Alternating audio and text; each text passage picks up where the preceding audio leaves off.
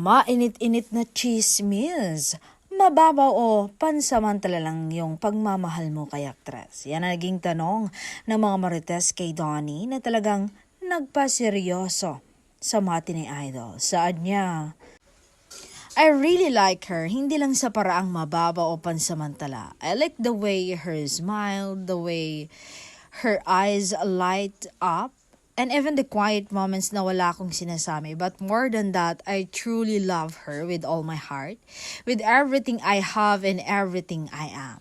Hindi lang to basta admiration lang. It's deeper than that. Mahal ko siya sa parang hindi kayang ipaliwanag ng simpleng salita. I love her for who she is and for the things she's been through and for the person her continue to become. And alam ko, hindi lang perpekto ang lahat pero kahit ano pa ang mangyari, siya pa rin ang pipiliin ko. My heart is only for Belle completely.